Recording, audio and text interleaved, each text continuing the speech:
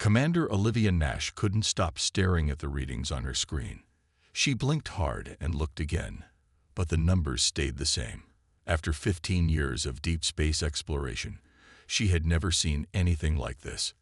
"Araya, run the scan again," she ordered the ship's eye. Her voice echoed slightly in the quiet bridge of the U.S. Pathfinder. "Scan complete, Commander," Araya replied in its calm, clear voice. "Results are identical to the previous 3 scans. The energy signature remains constant and continues to defy our standard physics models." Olivia ran her fingers through her short brown hair, a habit she had picked up during her academy days. The Pathfinder had been mapping this sector of space for the past month, looking for potential colony sites. Instead, they had found this. "Get Dr. Clark up here," she said. "He needs to see this." While waiting for the ship's lead physicist, Olivia studied the strange readings again. About 6 hours ago, their sensors had picked up what looked like a tear in space itself. But unlike a black hole or any other known phenomenon, this tear seemed to pulse with a regular pattern, almost like a beacon. Dr. Robert Clark arrived on the bridge 5 minutes later, still pulling on his lab coat. His eyes were bright with excitement despite the early hour. "Commander, Araya sent me the preliminary data," he said, moving quickly to her station. "Is this real?" "4 separate scans confirm it," Olivia replied. "What do you make of it?" Robert's fingers flew across the console as he pulled up different views of the anomaly. "It's like nothing in our database. The energy signature suggests some kind of artificial construction, but at a scale that should be impossible." "Artificial?" Olivia leaned forward. "You mean someone made this?" "Look at the pattern." Robert pointed to a recurring wave in the data. "Nature doesn't create perfect rhythms like this. Someone or something designed this tear in space." The bridge fell silent as the implications sank in. Humanity had yet to encounter any alien civilizations advanced enough to manipulate space itself. If this was artificial, it meant they weren't alone in the universe, and they weren't even close to being the most advanced species. "Commander," Araya's voice broke the silence. "I've detected a signal emanating from the tear. It appears to be a data transmission of some kind." "Can you decode it?" Olivia asked. "Working on it now. The format is unlike anything in my database, but there are recurring patterns that suggest a structured language." Robert's eyes widened. "A message? Commander, if someone left this here, then they probably wanted it to be found." Olivia finished his thought. "Araya, how long until you can give us something concrete?" "Estimated time to basic translation: 6 hours. The message appears to contain both text and complex mathematical formulas." Olivia stood up and straightened her uniform. "Dr. Clark, I want you to coordinate with ARIA on the translation. I'll inform Earth Command about our discovery. But I want answers before I send them a full report." The next 6 hours were the longest of Olivia's career. She spent them alternating between watching Robert work with ARIA and preparing preliminary reports. The crew could sense something big was happening, and the bridge hummed with quiet excitement. Finally, ARIA announced, "Translation complete. Warning, message contents may be concerning." "Put it on the main screen," Olivia ordered. The message appeared in plain text. "To those who find this warning. We were the cosmic architects. We shaped reality itself. We built wonders across 1,000 galaxies. And we nearly destroyed everything. The tears in space-time are not meant to be forced open. We learned this too late. Our hubris nearly unraveled the fabric of existence. If you can read this, you have achieved space travel. You may be tempted to follow our path. Do not. The power to tear reality apart comes at too great a cost. We have sealed our knowledge away and scattered these warnings across the cosmos. Some powers are too dangerous to wield. Look upon our works and turn back." Below the message were complex equations and diagrams, the mathematics of how to create tears in space itself. They didn't seal away their knowledge very well if they included instructions with their warning. Robert said quietly. Olivia stared at the screen, her mind racing. Humanity had been trying to crack the secret of faster-than-light travel for decades. These equations could be the key, but if this warning was real, ARIA began analyzing those equations. Dr. Clark, I want you to assemble a research team. We need to understand exactly what we're looking at before we make any decisions. Commander, Robert hesitated. If this warning is genuine, then we need to understand the danger, Olivia said firmly. Knowledge itself isn't dangerous. It's how you use it that matters. And I'd rather humanity understand this discovery than stumble into it blindly. Over the next few days, the Pathfinder science team worked around the clock.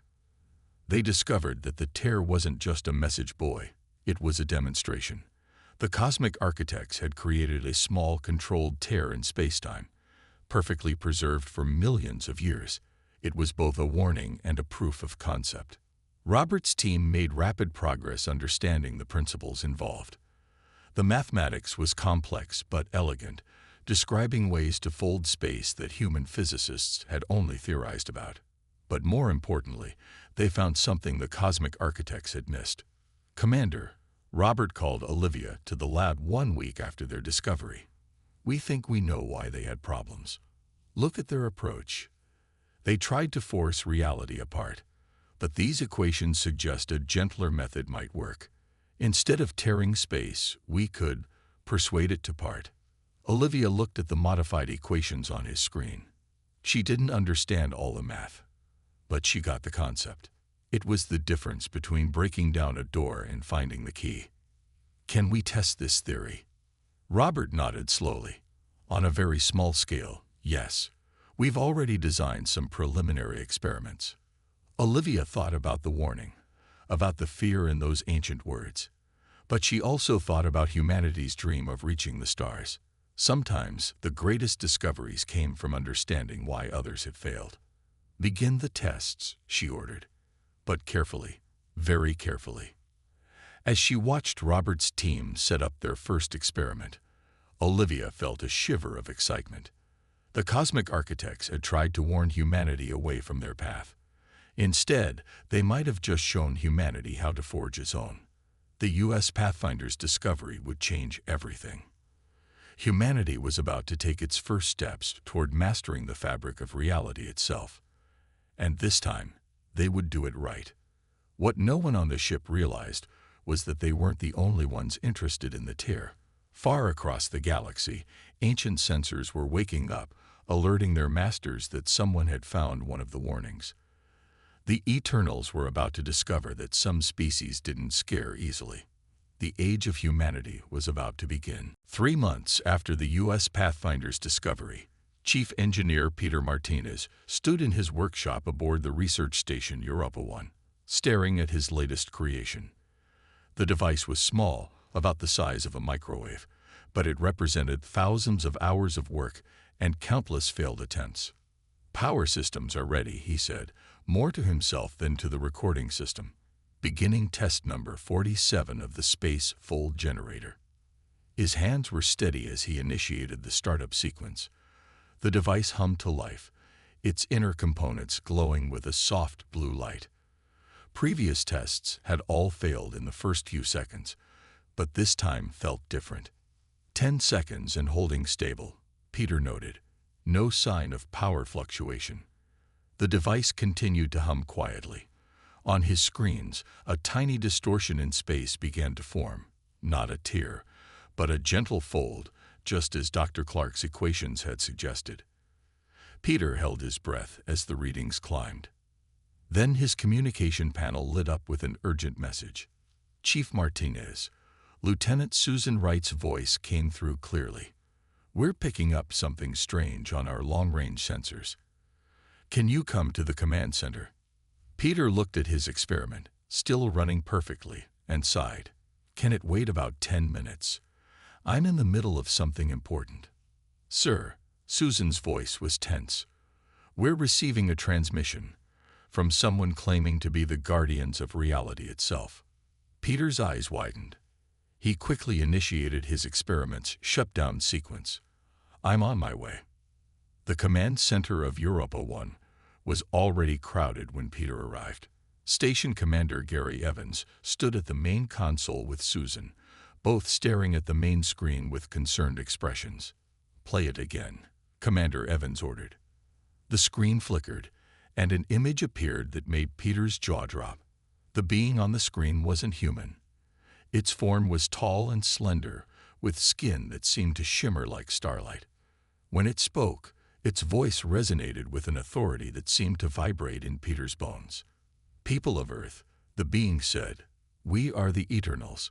We have watched your species since you first looked to the stars. Until now, you have been harmless, but your recent experiments with the fabric of reality have drawn our attention." The being's eyes seemed to glow. "We are the guardians of existence itself. For millions of years, we have maintained the stability of space-time. We have seen countless civilizations rise and fall. Many have found the warnings left by the cosmic architects. All have heeded them, except you." Commander Evans looked at Peter. "They know about the Pathfinder's discovery." The message continued. "Your experiments must cease immediately. The power to manipulate reality is not meant for young races. Continue on this path, and we will be forced to intervene. You have 48 hours to respond. Choose wisely." The screen went dark. "Well," Peter said after a moment of silence, "that explains why we've never met any other spacefaring civilizations. These Eternals have been scaring them off." Susan was already working at her console. The transmission came from somewhere near the Andromeda Galaxy, but the signal strength is impossible. Nothing we know of could transmit that clearly across such a distance. "Could it be a hoax?" Commander Evans asked. Peter shook his head. "The energy readings from the transmission match what we found in the Cosmic Architect's tier. This is real." "Sir," Susan called out suddenly, "we're getting reports from other research stations. Similar experiments to ours were underway at facilities across the solar system." Everyone got the same message. Commander Evans straightened his uniform. "Get me Earth Command. They need to know about this immediately." The next 48 hours were a blur of activity. Peter spent most of it in emergency meetings, explaining his research to increasingly high-ranking officials. The entire human scientific community was buzzing with both excitement and concern. Finally, the United Earth Council called a special session to decide humanity's response. Peter found himself sitting in a briefing room with Admiral Catherine Walsh, watching the debate on a secure feed. "These Eternals claim to be protecting reality," one council member argued. "Perhaps we should listen." "They're not protecting anything," Admiral Walsh countered. "They're hoarding knowledge, keeping younger species from advancing." Notice they didn't say the technology was impossible, just that it wasn't meant for us. "But if they're as powerful as they seem, then why threaten us?" Walsh asked. "Why not simply stop our experiments themselves?" "I'll tell you why. Because they're afraid. Afraid that we might succeed where others failed. Afraid that we might find a better way." Peter thought about his latest experiment, about the gentle fold in space it had created. "Admiral," he said quietly, "I think we already have." Walsh turned to him. "Explain." Peter pulled up the data from his test. The cosmic architects tried to tear reality apart by force. When that failed, they assumed it was impossible to control. But we took a different approach. Instead of fighting against the fabric of space-time, we're working with it. Our method is more efficient, more stable, and safer than anything described in their warning. Admiral Walsh smiled. "In other words, these so-called guardians of reality don't know as much as they think they do." The council's debate lasted another 6 hours. In the end, they voted unanimously. Admiral Walsh was chosen to deliver humanity's response to the Eternals. When the transmission time came, Walsh stood straight and proud before the camera. Her message was brief but clear. "To the Eternals, we have received your warning. We understand your concerns, but humanity will not be intimidated into abandoning our pursuit of knowledge. We will continue our research, not out of defiance, but because it is our nature to explore and understand. If you truly wish to protect reality, we invite you to work with us, to learn from each other. But if you choose to threaten us instead, know this: we will not bow to false gods. After sending the message, Walsh turned to Peter. Chief Martinez, how quickly can you scale up your experiments? Peter thought about the small device in his workshop, about all he had learned from his tests. With proper funding and support, we could have a ship-sized generator ready in 6 months. Make it 3, Walsh ordered. Something tells me we're going to need it sooner rather than later. As Peter hurried back to his workshop, he couldn't help but smile. The Eternals had tried to scare humanity away from the stars. Instead, they had just guaranteed that humanity would reach them sooner. Far across the galaxy, the Eternals received humanity's response. For the first time in millions of years, they felt something they had almost forgotten: fear. These humans were different from the others. They didn't just ignore the warning. They had improved upon it. The age of unchallenged eternal dominion was about to end, and humanity was just getting started. Dr. Alan Carter walked through the massive hangar of the Luna shipyards, his footsteps echoing in the vast space. Above him, through the reinforced glass dome, Earth hung like a blue jewel in the black sky. But his attention was fixed on the ship in front of him, humanity's answer to the Eternals' threats. The U.S. Venture stood tall and proud, its sleek hull gleaming under the bright lights. It was the first ship built specifically to house the reality drive, the finished version of Peter Martinez's experimental device. After 3 months of non-stop work, they had done what the Eternals thought impossible. Beautiful, isn't she? Admiral Catherine Walsh's voice came from behind him. Ellen turned to see the Admiral approaching, accompanied by Captain Paul Rogers, the ship's chosen commander. She's ready, Alan said. The reality drive passed all our tests yesterday. Show me, Walsh ordered. The 3 of them boarded the ship and made their way to the engine room. The reality drive sat at the heart of the vessel, much larger than Peter's original prototype, but working on the same principles. Instead of tearing space, it created controlled folds that a ship could slip through. The cosmic architects tried to force their way through reality, Alan explained, bringing up the control displays. But we found a better way. Look at these efficiency readings. We're using less than 1/10 of the power they needed, with none of the stability risks they warned about. Walsh studied the numbers carefully.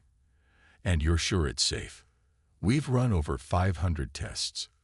The drive creates a perfect fold every time. No tears, no damage to space-time, just a clean passage through. Alan paused, searching for simple words to explain complex physics. Think of it like slipping between the pages of a book instead of ripping them out. Captain Rogers spoke up for the first time. How soon can we begin real space trials? Before Alan could answer, alarms began blaring throughout the shipyard. A voice came over the emergency channel. Multiple unknown vessels detected entering the solar system. Energy signatures match eternal technology. They'll reach Luna orbit in 6 hours. Walsh's face hardened.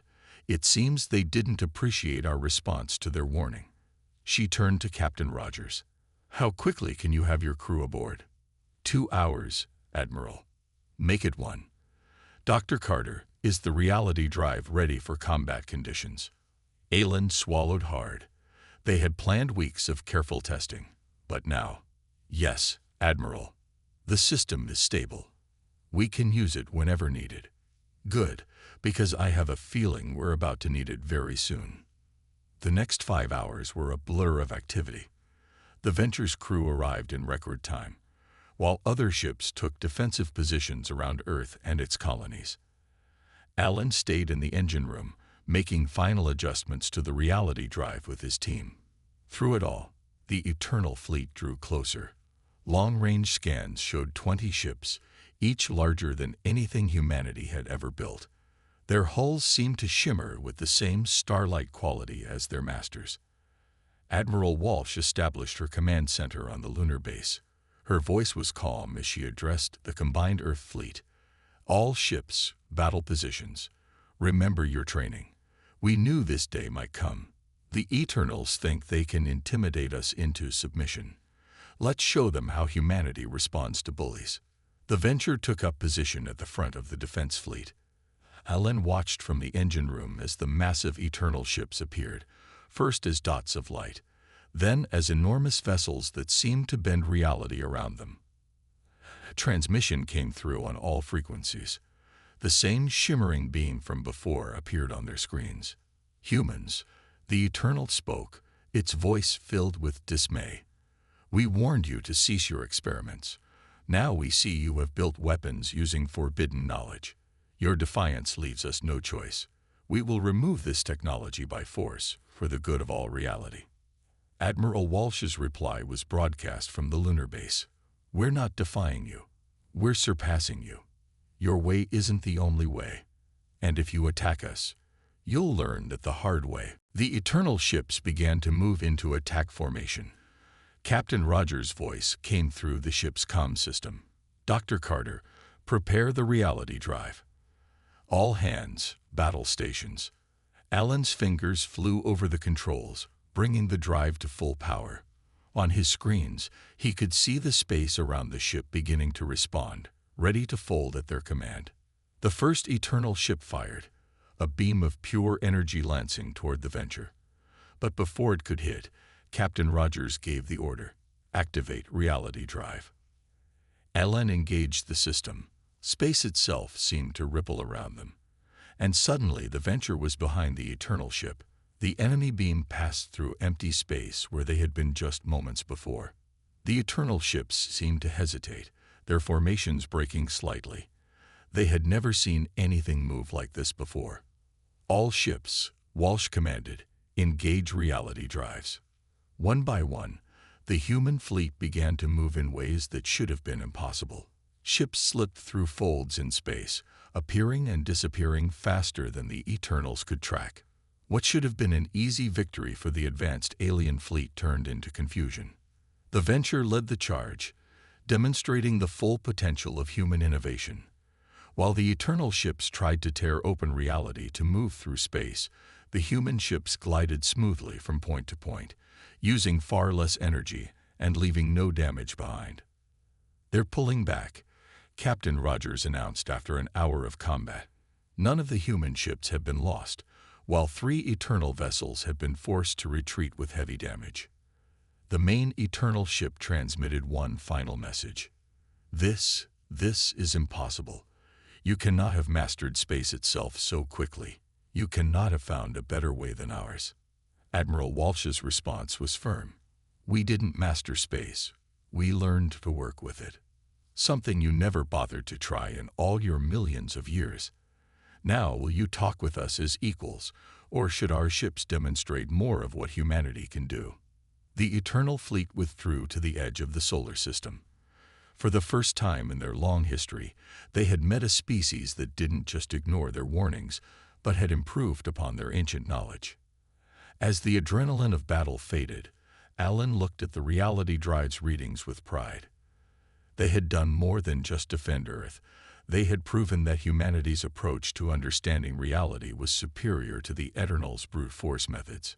Dr. Carter, Admiral Walsh called from the bridge. Get ready to brief our engineers. Now that we've proven the reality drive works in combat, I want every ship in the fleet equipped with one within the month. Alan smiled. The Eternals had tried to stop human progress. Captain Daniel Pierce stood on the bridge of the U.S. Voyager, watching his crew prepare for their most important mission yet. In the month since the first battle with the Eternals, humanity had been busy. Every ship in the fleet now carried a reality drive, and they had learned to use them in ways that would have seemed impossible just weeks ago. Status report. He called out to his bridge crew. Reality drive at full power. Lieutenant Amy Foster responded from the engineering station. All systems green. Navigation network is stable. Officer Steve Bennett added. We're linked with all 50 ships in the fleet. Daniel nodded, his eyes fixed on the main screen where the Eternal fleet waited. The aliens had returned, this time with 100 ships led by their high observer. They had positioned themselves just beyond Mars' orbit, watching. Message from Admiral Walsh. Communications Officer Linda Martinez announced, "The High Observer is requesting to speak with us." "Put it through to the main screen," Daniel ordered. The image that appeared made several crew members gasp. Unlike the previous Eternal they had seen, the High Observer was enormous, its form shifting between different shapes, as if reality itself couldn't decide how to show it. "Humans," the High Observer's voice resonated through the bridge. "We have spent the past month observing your technology. What you have created troubles us deeply." Admiral Walsh's voice came through next, calm and steady. "And why is that?" "Observer, because we succeeded where you failed." "Because you do not understand the consequences," the observer replied. "Look." The screen shifted to show a map of human space. Hundreds of small dots of light marked where reality drag ships had created space folds in the past month. "Each of these points is a location where you have bent reality," the observer explained. "In just 1 month, you have created more space-time alterations than we permitted in 1,000 years. The fabric of existence cannot sustain such stress." Daniel looked at his own readings. The observer was right about one thing. Human ships had been very busy. They had created a network of regular space folds between Earth and its colonies, cutting travel times from months to minutes. "We've detected no signs of stress on space-time," Daniel said, speaking up for the first time. "Our folds leave no lasting impact on reality." "Impossible," the observer dismissed. "Reality must be protected, handled with care." "You're reckless." "Show them," Admiral Walsh interrupted. "Captain Pierce, demonstrate our latest breakthrough." Daniel smiled. They had been waiting for this moment. "All ships, initiate Protocol Weaver." Across the fleet, reality drives hummed to life. But instead of creating individual folds, they worked together. Space rippled around the human fleet as multiple folds formed and connected with each other. "Impossible," the observer whispered. On the map, the hundreds of separate dots of light began connecting to each other, forming a stable network of connected space-time passages. It was like a highway system through reality itself, but instead of causing damage, it actually helped stabilize the surrounding space. "You see," Daniel explained, "we didn't just improve your technology. We completely rethought how it should work. Our network of folds actually strengthens the fabric of space-time, creating paths that any ship can use safely." Through the screen, they could see the observer conferring with other Eternals, their forms shifting in what looked like agitation. When the observer spoke again, its voice had lost some of its certainty. "This defies all our knowledge. For millions of years, we have been the guardians of space-time. We alone understood its mysteries." "No," Admiral Walsh corrected. "You found one way to manipulate reality and stopped looking for others. Humanity didn't ignore your warnings. We learned from them. We found a better way." To demonstrate, Daniel ordered his ship to enter the fold network. The Voyager glided smoothly through connected passages of folded space, covering distances that should have taken weeks in mere seconds. The Eternal Fleet's reaction was immediate. Their sensors could detect that these space folds were different from their own crude tiers. The human network was elegant, efficient, and most importantly, sustainable. "How many of these networks have you built?" the observer demanded. "Enough to connect every human settlement in the solar system," Walsh replied. "And we're expanding them every day. Your way of forcing reality apart requires massive energy and leaves lasting damage. Our method works with the natural flow of space-time. The more ships that use a fold path, the more stable it becomes." Daniel watched as several Eternal ships cautiously approached one of the fold paths. Their sensors were obviously working overtime, trying to understand how humans had achieved something they had thought impossible. "Observer," Walsh continued, "we don't want a war. Humanity is willing to share what we've learned. But we will not be treated as children who need to be controlled. We've proven that we understand reality at least as well as you do, perhaps better in some ways. The observer was silent for a long moment. When it spoke again, its voice had changed.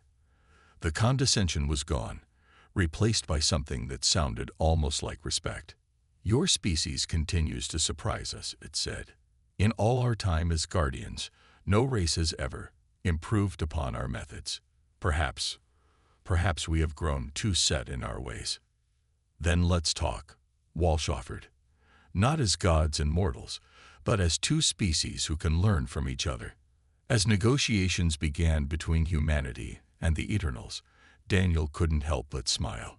His crew was already running new tests, finding ways to make the Fold network even more efficient. That was the real difference between humans and Eternals, he realized. The Eternals had found one answer and stopped looking for others. Humanity would never stop looking for better ways. Captain, Lieutenant Foster called out, I think I found a way to increase the network's efficiency by another 15%. Show me, Daniel replied, moving to her station. Even as peace talks began, humanity continued to innovate. The Eternals were about to learn that sharing the galaxy with humans meant keeping up with a species that never stopped pushing boundaries. And this was just the beginning. Dr. Mary Thompson couldn't believe what she was seeing in her lab aboard the science vessel Endeavour. For the past week, she had been studying the eternal technology they had been allowed to examine as part of the new peace talks. What she found changed everything they thought they knew about these self-proclaimed gods. Commander John Russell, she called over the ship's comm system.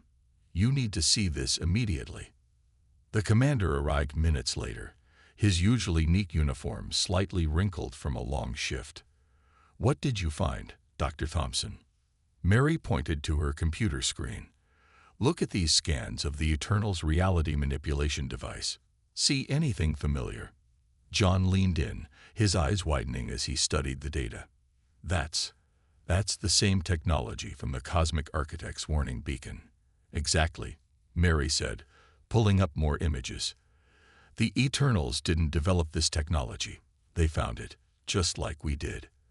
They're using the exact same methods the Cosmic Architects warned against, without any improvements or innovations in millions of years.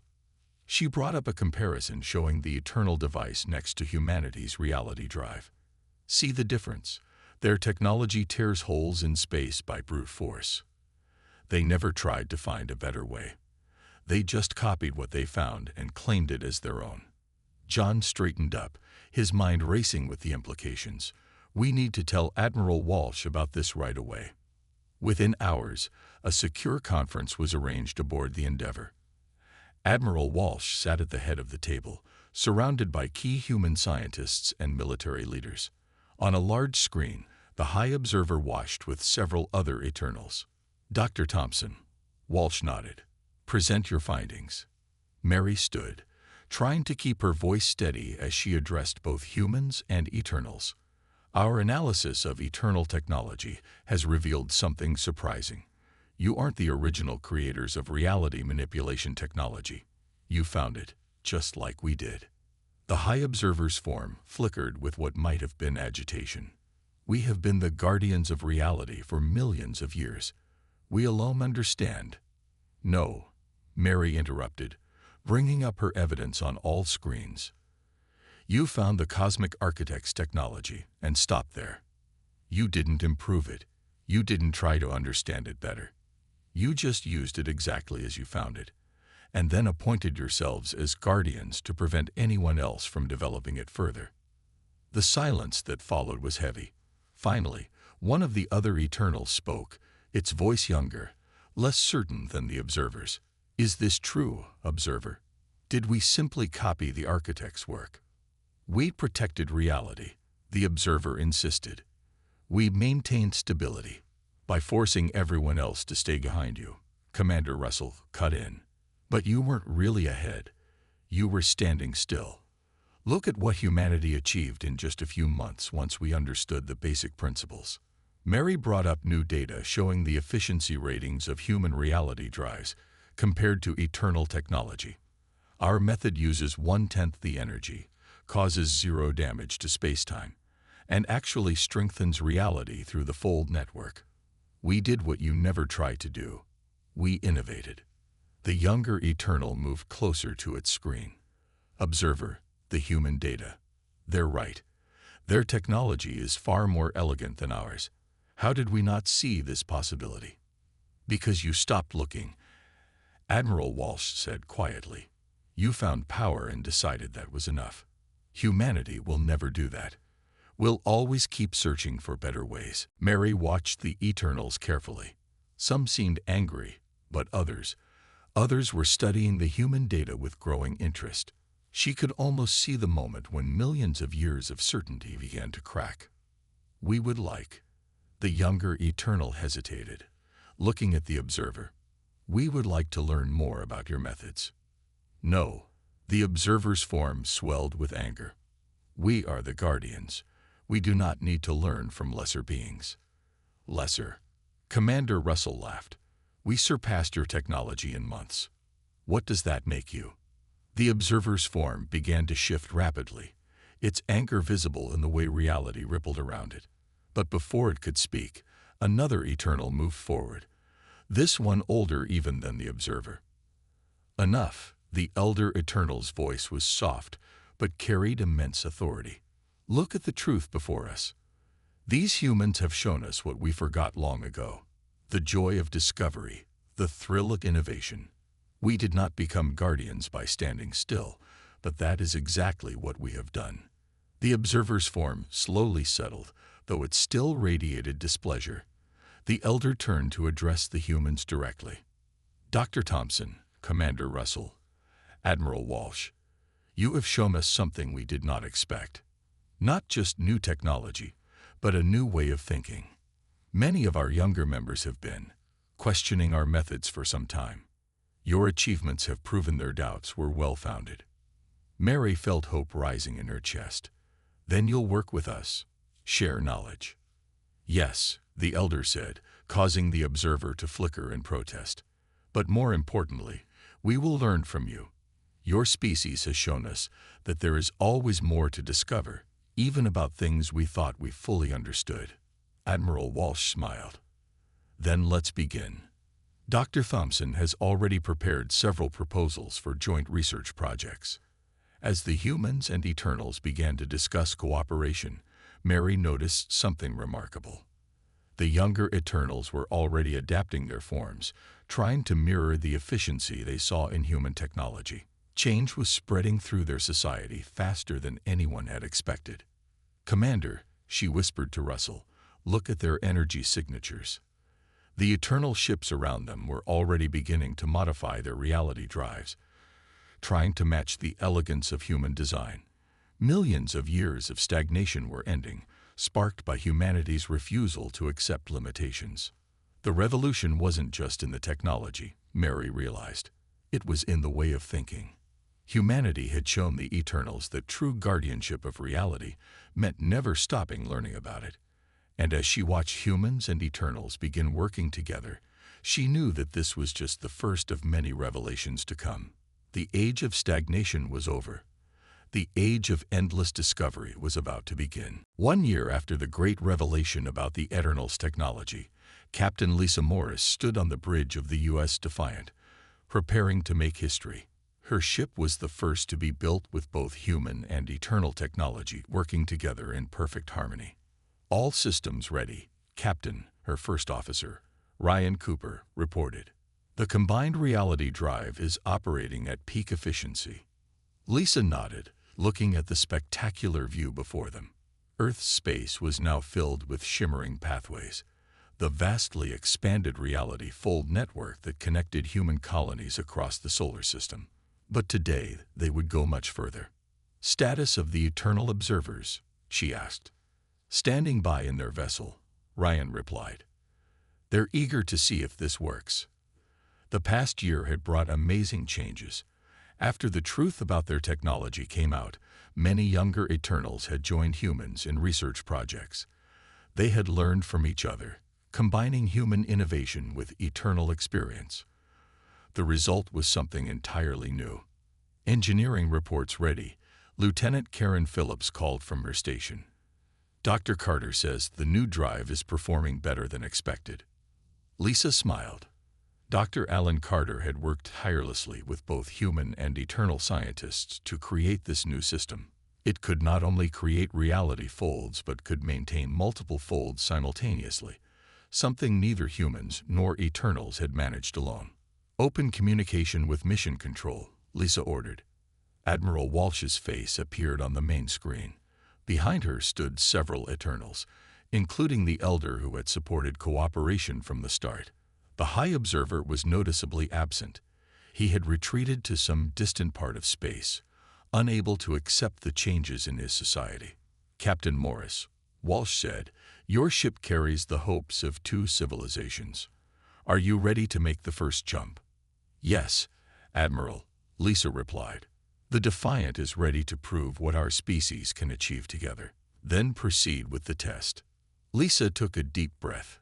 Engage primary fold. The new reality drive hummed to life.